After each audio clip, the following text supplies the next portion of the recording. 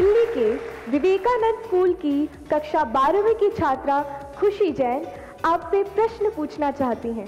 ये अच्छी बात है, खुशी से शुरू हो रहा है। 2 वर्षों से हम अपनी पढ़ाई ऑनलाइन मोड में कर रहे हैं।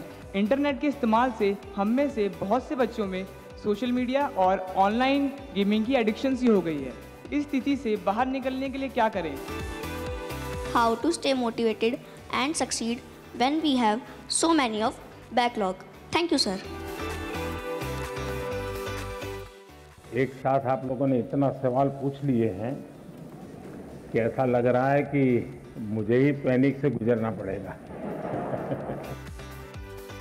थोड़ा अपने आप को पूछिए कि जब आप ऑनलाइन रीडिंग करते हैं तो सचमुच में रीडिंग करते हैं कि रील देखते हैं?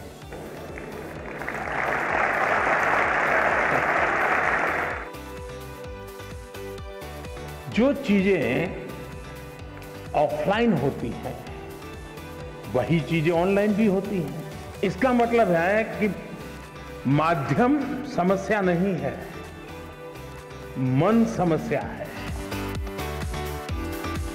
क्या छात्र परीक्षा से डरते हैं या अपने माता पिता और शिक्षकों से? परीक्षा जीवन का एक सहज हिस्सा है, हमारी विकास यात्रा का छोटे छोटे पड़ाव है और उस पड़ाव से हमें गुजरना है। हम गुजर चुके हैं। एग्जाम देते देते देते एक प्रकार से हम एग्जाम प्रूफ हो गए हैं। दिन भर में कुछ पल ऐसे निकालिए कि जब आप ऑनलाइन भी नहीं होंगे, ऑफलाइन नहीं होंगे, इनर लाइन होंगे।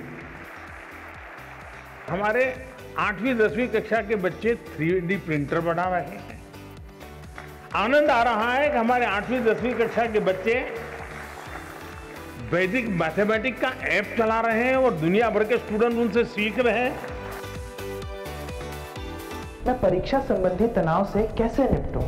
अगर मेरे अंक अच्छे नहीं आए तो क्या होगा? कि आप कभी एग्जाम को ही एक चिट्ठी लिख दो, हे डियर एग्जाम,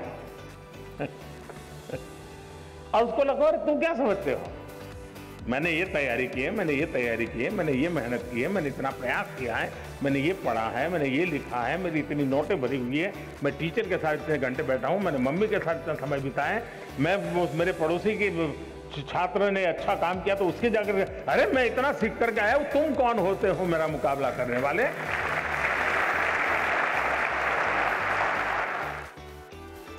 जो इस वर्तमान को जान पाता है, जो इस वर्तमान को जी पाता है, उसके लिए भविष्य के लिए कभी भी क्वेश्चन मार्क नहीं होता है। इसका मतलब कि आप पर प्रेशर है टीचर का, आप पर प्रेशर है पेरेंट्स का, और इसलिए आपको उलझन है कि मैं मेरे लिए कुछ करूं कि उनके कहने पर करूं। अब उनको समझा नहीं पा रहे हैं और मैं अपना छोड़ नहीं पा रहा हूं।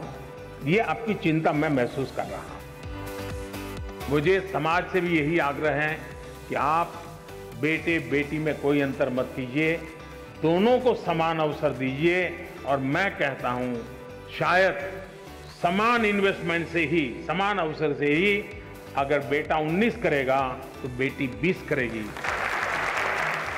अगर मैं मेरे कर्तव्यों का पालन करता हूं मतलब कि मैं किसी के अधिकार की रक्षा करता हूं। हमारे देश में किसी को अपने अधिकारों के लिए लड़ना न पड़े, ये हमारा कर्तव्य है और उस कर्तव्य का उपाय भी हमारा कर्तव्यों का पालन है। अगर हम कर्तव्यों का पालन करते हैं, हमारे लिए जो जिम्मेवारियां हैं उसको पूरा करते हैं।